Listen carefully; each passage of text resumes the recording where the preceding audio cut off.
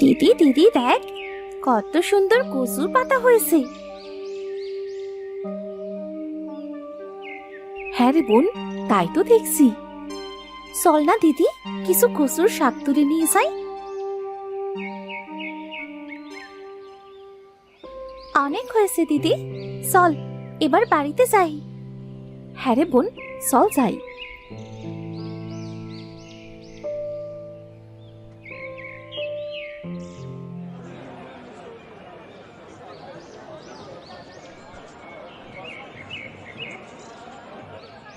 পিঠা খেয়েছেন? পিঠা, মজার মজার পিঠা। ও পিঠা ওলিনি, তোমার পিঠা কত করে গো? মাত্র 5 টাকা পিস।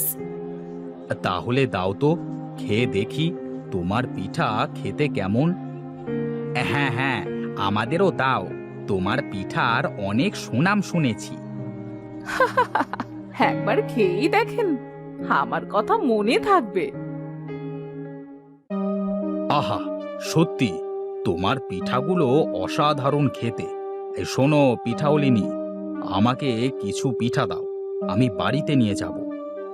ঠিক আছে দাদা।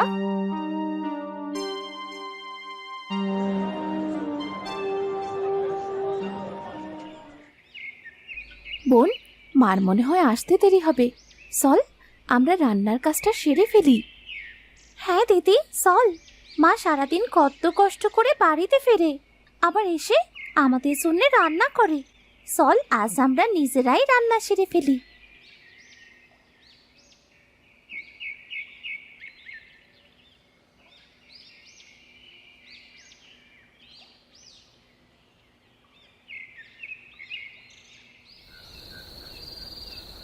এ কি, মাঝে এখনো বাড়ি ফিরলো না?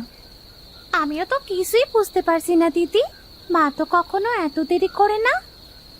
আমরা কি একবার গিয়ে দেখবো? হ্যাঁ দিদি চল, আমরা কি একবার দেখে আসি।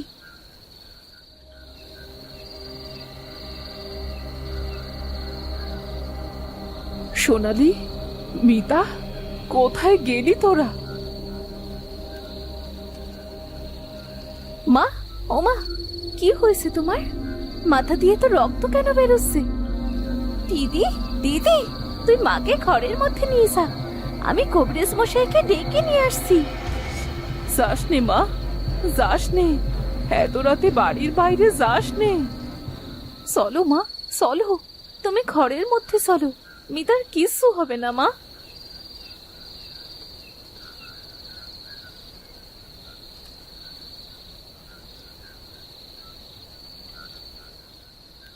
চিন্তার কোনো কারণ নেই, তোমাদের মা সুস্থ হয়ে যাবে। তবে কিছুদিনের জন্য বিশ্রাম দিতে হবে, আর পাঁচনগুলো সময় মতো খাইও, কেমন? ঠিক আছে কাকু। রত্না, তুমি কয়েকদিন বাজারে যেও না, তোমার এই অবস্থায় বাজারে যাওয়া ঠিক হবে না।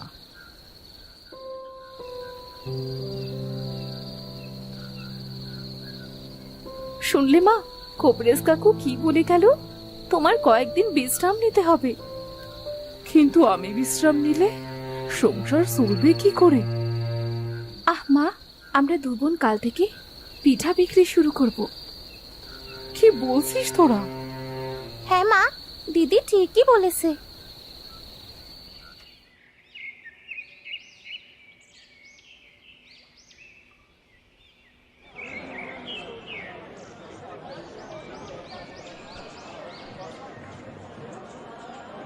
দিদি, আমি পিঠা বানিয়ে দিচ্ছি, তুই বিক্রি কর।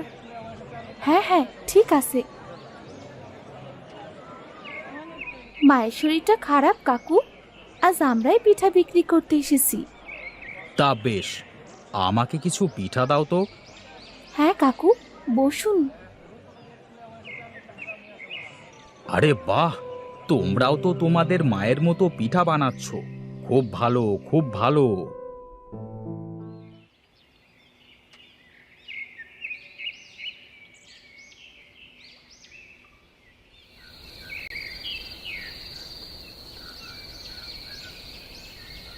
মা, ও মা, এই নাও তোমার ওষুধ। ওষুধগুলো খেয়ে নাও মা। মিতা, যা বোন, মায়ের জন্য জল নিয়ে আয়।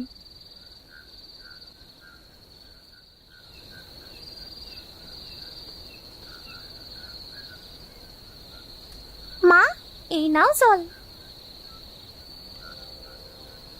আমি অসুস্থ হওয়ায় তোদের দুই বোনের অনেক কষ্ট হয়ে গেছে বল।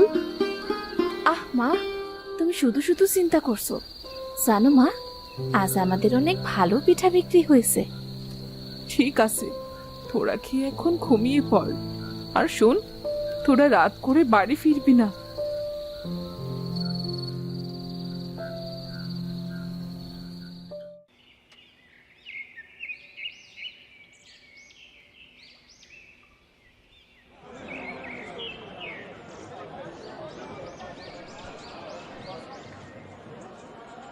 খেয়ে যান, খেয়ে যান, মজার মজার পিঠা খেয়ে যান। আহ, তোমাদের দোকানের পিঠার স্বাদই আলাদা। তা আমাকে কয়েকটা পিঠা দাও তো মা। হ্যাঁ হ্যাঁ, বসুন বসুন।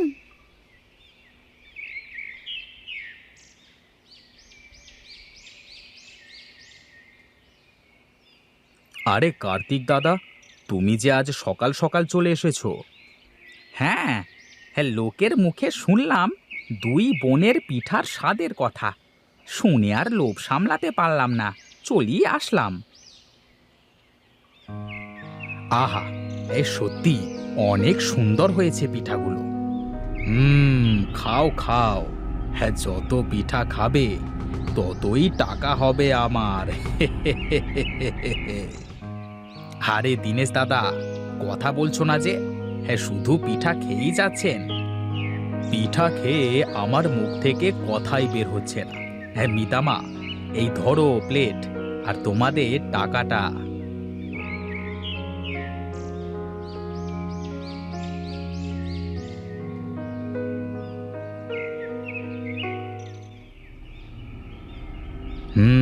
ওই তো, আজ বড্ড লোকের চাপ লেগেছে ওই দুই বোনের পিঠার দোকানে। আজকে কাজটা সেরে ফেলতে হবে। সেদিন তোদের মাকে আমি আজ বড্ড রাত হয়ে গেল, তাড়াতাড়ি বাড়ি ফিরতে হবে।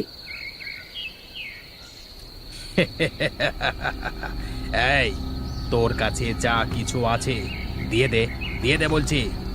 হে কি, কে কে আপনি? কে আসো, কে আসো, বাঁচাও, বাঁচাও আমাকে। কেউ আসবে না তোকে বাঁচাতে। এই নির্জন রাস্তায় কেউ আসবে না। কি সান, কি সান আমার কাছে? তোর ওই থলের ভেতরে টাকা আছে, দিয়ে দে, দিয়ে দে বলছি। না না, দেব না। আমার জীবন থাকা পর্যন্ত দেব না। দিয়ে দে, দিয়ে দে বলছি, দিয়ে দে। না না, দেব না।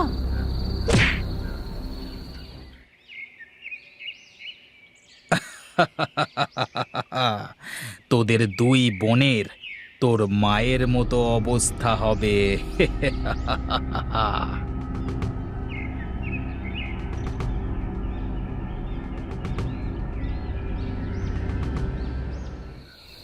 হ্যাঁ রে দিদি, আমারও কেন যেন আজ ভয় ভয় লাগছে। ওই তো দুই মেয়ে যাচ্ছে। আজ ওরা অনেক টাকার পিঠা বিক্রি করেছে।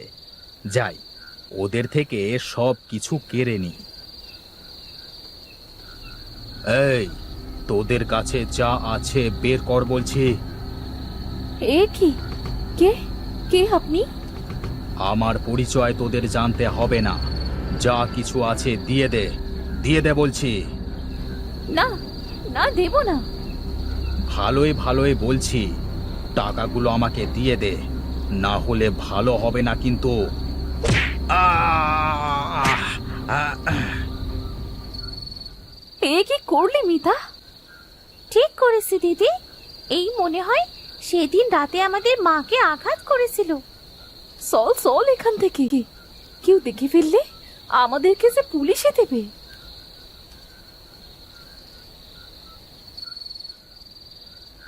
এ কি মা, তোরা এখানে? আর তোদের এত রাত হলো কেন? মা দেখো তো মা, সেদিন রাতে এই লোকই তোমায় আঘাত করেছিল। হ্যাঁ হ্যাঁ, সেদিন রাতে আমাকে মেরে টাকা ছিনিয়ে নিয়ে গিয়েছিল। বলছো কি মা? আচ্ছা, যা হবারটা হয়ে গেছে, চলো আমরা সবাই চলে যাই। দাঁড়া দিদি, আগে দেখে নি এই লোকটা কে।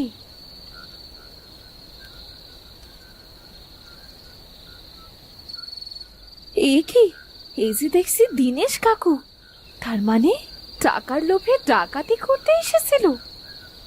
সি সি সি সি সি, শেষমেশ দিনেশ দাদা এত খারাপ কাজ করতে পারলো? মা দেখো, খারাপ কাজ করেছে, তার উচিত শিক্ষাও সে পেয়েছে। কথায় আছে না, যেমন কর্ম তেমনি তার ফল।